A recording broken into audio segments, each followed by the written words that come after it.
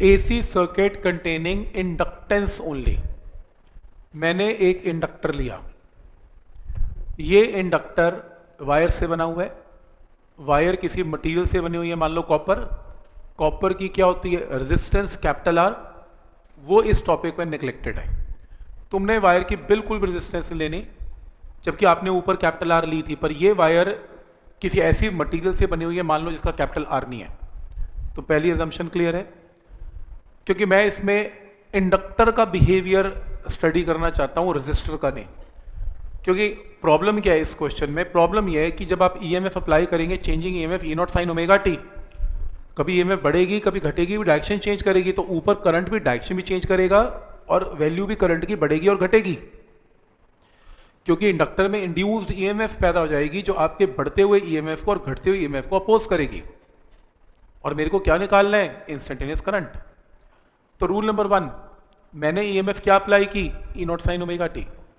Induced EMF ऊपर हमने किया था सेल्फ इंडक्शन, कितनी डेवलप हुई, minus L D I by D T. Kirchhoff law क्या कहता है, पूरे क्लोज लूप में सम ऑफ ऑल ईएमएफ का सम क्या आना चाहिए, जीरो जीरो। तो ये देखो मैंने कितनी ईएमएफ अप्लाई की, E not sine omega T, और कितनी डेवलप हुई, minus L D I by D T, इनका सम क्या आना चाहिए, जीरो। क्लियर है, क्लोज लूप। यहां से ये एक तरफ ये एक तरफ। नेक्स्ट स्टेप हमने डी आई निकालना है, तो डी आई एक तरफ, डी टी एक तरफ, एल भी एक तरफ। तो किसकी वैल्यू आ गई, किसकी वैल्यू आ गई, डी आई की वैल्यू आ गई in terms of D T. ये डी आई करंट कहाँ जाएगा, इंडक्टर में जाएगा। तो तुम्हारे पास इंडक्टर में क्या आ गया, इंडक्टर का छोटा करंट आ गया। टोटल करंट निकालने के लिए, इंस्टेंटेनियस करंट निकालने के लिए क्या करनी पड़ेगी, इंटीग्रेशन। तो मैंने दोनों साइड्स की क्या कर दी, इंटीग्रेशन। इंटीग्रेशन में 1 ये डी आई, ई नॉट और एल कॉन्स्टेंट आ गया। मैथ्स में साइन ओमेगा टी की इंटीग्रेशन होती है minus cos omega T divided by D by D T of omega T, जो कि ओमेगा, या मेडिकल के लोग समझ सकते हैं टाइम के कोफिशिएंट से डिवाइड करना पड़ता है ओमेगा। तो इसमें क्या किया, साइन की ओमेगा टी की integration minus cos omega T divided by D by D T of omega T, D T by D T 1 होता है तो ओमेगा। यहां से माइनस बाहर आ गया, माइनस बाहर आ गया, एल ओमेगा भी बाहर आ गया, ये करंट की वैल्यू आ गई। This is instantaneous current. Math वाले लोग जानते हैं कि ये करंट माइनस कॉस फंक्शन है, कॉस के आगे साइन क्या लगा हुआ है, माइनस। और जबकि ईएमएफ क्या था, ईएमएफ साइन फंक्शन था। और अगर EMF E not sine omega T है और सॉल्व करके करंट माइनस कॉस में आ गया, और अगर मैं ये कहूं कि दोनों का ग्राफ प्लॉट करो, तो ये देखो सबसे पहले आंसर, ईएमएफ साइन में है, ये देखो black colour dark colour, EMF sine में है, देख रहे हो, और करंट माइनस कॉस में है। कॉस फंक्शन का ग्राफ कहां से स्टार्ट होता है, ऊपर से, और माइनस कॉस कहां से स्टार्ट होगा, नीचे से। समझ में आ रहा है ग्राफ नीचे से क्यों स्टार्ट हुआ, क्योंकि माइनस कॉस है। तो माइनस कॉस फंक्शन है, और ये एंगल बराबर बिल्कुल भी नहीं होंगे करंट ईएमएफ के, दोनों में 90 का फर्क होगा। क्यों, क्योंकि ईएमएफ साइन में चल रहा है और करंट माइनस कॉस में चल रहा है। साइन कॉस में वैसे भी 90 डिग्री का एंगल तो फर्क आएगा ही आएगा, तो इसलिए 90 का फर्क है। लेकिन तुम इसके डायग्राम को देखते हुए पहचान नहीं पाओगे कि कौन आगे कौन पीछे है। 90 का फर्क में आप ये नहीं पहचान पाओगे, आपको पहचान सिर्फ यहां से होगी, जो करंट का ग्राफ अगर नीचे से स्टार्ट हुआ माइनस कॉस, वो इंडक्टर का केस है। तो रेजिस्टर के केस में ईएमएफ और करंट एक ही जगह से स्टार्ट होते हैं। इंडक्टर में करंट नीचे से स्टार्ट होता है और ईएमएफ ऊपर से स्टार्ट होती है। ये ग्राफ समझ में आया कैसे बना, ठीक। वापस चलते हैं। तो मेरे पास करंट क्या आया, माइनस कॉस फंक्शन आया। अब एक प्रॉब्लम है, ईएमएफ साइन में है, करंट माइनस कॉस में आ गया, और अगर मैं इनके फेजेस को कंपेयर करना चाहता हूं, तो फेज कंपेयर तब होते हैं जब दोनों के दोनों या तो साइन में हो या दोनों के दोनों फंक्शन कॉस में हो। ऐसे थोड़ी ना होता है कि ईएमएफ साइन में, करंट कॉस में हो गया। एक काम करो, करंट कॉस को साइन में कन्वर्ट करो, थोड़ा मैथ्स लगाओ। कैसे, कॉस ओमेगा टी क्या होता है, sine of 90 minus omega T, और तुम माइनस साइन को इसके अंदर ले जाओ तो ये माइनस और ये प्लस हो गया, तो आपके पास ये टर्म आ गई करंट की। तो करंट मैंने क्या किया, माइनस कॉस को किस में कन्वर्ट कर लिया, साइन में कन्वर्ट कर लिया। कोई डाउट इसमें, ये स्टेप क्लियर है। अब ध्यान आगे, साइन के आगे का जो कोफिशिएंट होता है वो आई नॉट होता है, मैक्सिमम करंट, तो इसको क्या नाम दे दिया, आई नॉट। तो आई नॉट की वैल्यू क्या आ गई, E not by L omega. तो मेरे पास करंट की इक्वेशन क्या आ गई, I not sine omega T minus pi by two. मेरे पास ईएमएफ क्या थी, E not sine omega T, और मेरे पास करंट क्या आ गया, I not sine omega T minus pi by two. इसका फेज कितना है, ओमेगा टी, इसका फेज कितना है, omega T minus pi by two. किसका फेज कम है, करंट का, करंट का कम है, कितना कम है, पाई बाई टू। तो जब ईएमएफ का फेज ओमेगा टी है, करंट का phase omega T minus pi by to, एक रिजल्ट, इंपॉर्टेंट रिजल्ट, इसके अंदर ये बोला जा सकता है कि करंट, ये देखो इधर, करंट लैग्स, पीछे है, करंट का फेज पीछे है, किससे पीछे है, ईएमएफ के फेज से। कितने एंगल पीछे है, पाई बाई टू।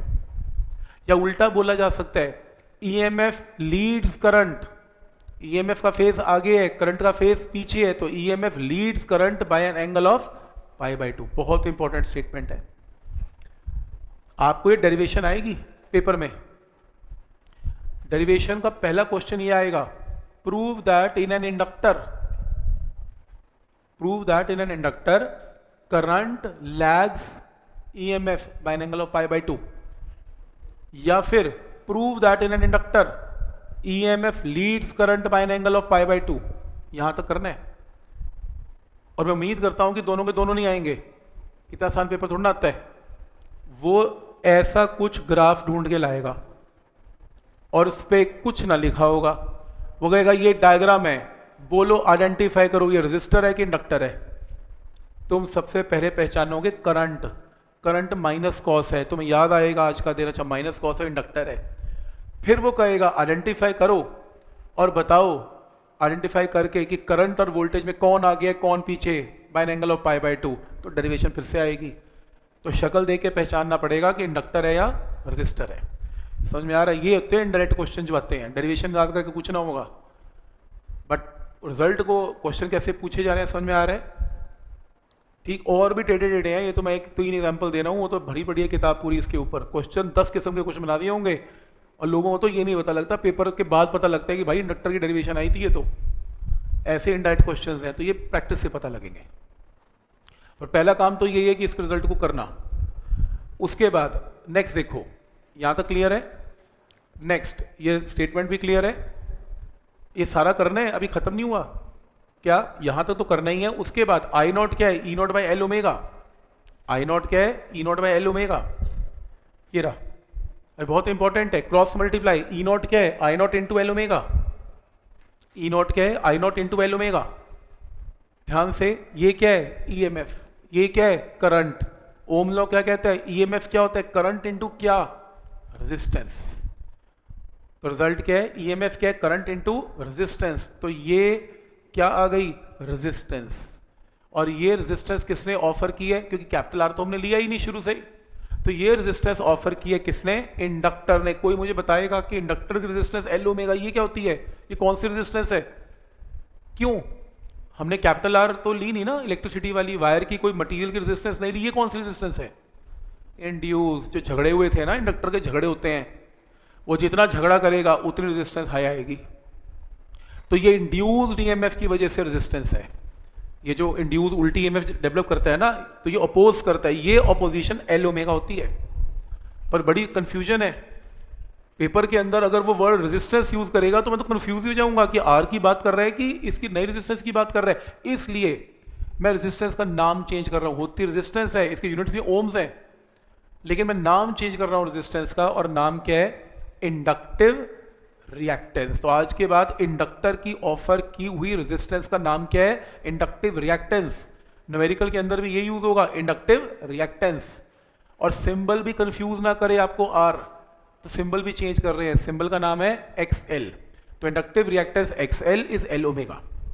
तो पॉइंट समझ में आ रहा है, जितना ज्यादा ओमेगा चेंज करोगे एक्सएल की वैल्यू उतनी ज्यादा चेंज होगी। दिस इज नॉट कांस्टेंट, ये ओमेगा पे डिपेंड करता है कितनी तेजी से तुम करंट को या ईएमएफ को चेंज कर रहे हो, उतना ज्यादा ऑपोजिशन देखने को मिलेगा।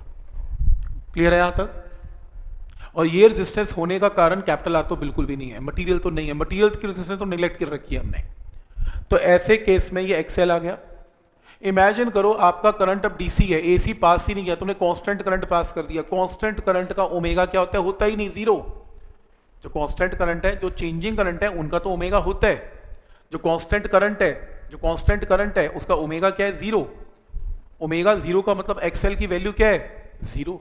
इसलिए जब डीसी पास करते हैं तो इंडक्टर झगड़ा ही नहीं करता, एक्सएल क्या हो जाता है, जीरो, क्योंकि ओमेगा होता ही नहीं डीसी का, इसलिए इंड्यूस्ड ईएमएफ पैदा ही नहीं होती उसमें। तो ये सारा कॉन्सेप्ट सिर्फ और सिर्फ किस में चलेगा, एसी में। पॉइंट समझ में आ रहे हैं यहाँ तक? और इसके यूनिट्स क्या होते हैं, एक्सएल के ओम्स। ये डायग्राम देख लो, क्योंकि हमने क्या डिस्कस किया, ये ईएमएफ और ये करंट, इसका फेजर कैसे बनेगा, ये देखो फेजर ऐसे बनेगा, ये आपके पास ईएमएफ है, किसी भी इंस्टेंट के ऊपर ईएमएफ का एंगल कितना है, ओमेगा टी, फेज कितना है, ओमेगा टी। और अगर करंट का वेक्टर ड्रॉ करें, करंट का जो एंगल है वो ओमेगा टी से पीछे होगा, कम होगा, बाय एन एंगल ऑफ कितना, पाई बाय 2। ग्राफ ये बनेगा, ईएमएफ का एंगल ओमेगा टी, करंट का एंगल ओमेगा टी से कितना पीछे, पाई बाय 2। देख रहे हो, ओमेगा टी से नीचे आ जाओ, कितना, पाई बाय 2। ये देखो, ये ग्राफ क्या बना हुआ है, ये देखो, ये देखो, ये ईएमएफ है, एंगल ओमेगा टी, और जो करंट वेक्टर है वो 90 डिग्री कहाँ चल रहा है, पीछे, क्योंकि इसमें करंट पीछे चलता है बाय एन एंगल ऑफ 90। पीछे क्यों चलता है, क्योंकि यहां पर साइन क्या लगा हुआ है, माइनस। तो ओमेगा टी से पीछे वेक्टर ले आओ, पाई बाय 2। तो जब पेपर में आएगा ये पूरे का पूरा लिखना है, जितना भी लिखा हुआ है, इंक्लूडिंग ये डायग्राम्स ऑल्सो। क्लियर है यहां तक?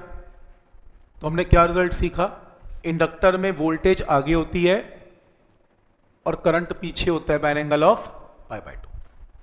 ये रिजल्ट क्लियर है यहां तक? और ये इंस्टेंटेनियस करंट है इंडक्टर का, करंट टाइम के साथ जब चेंज होगा तो ऐसे चेंज होता है।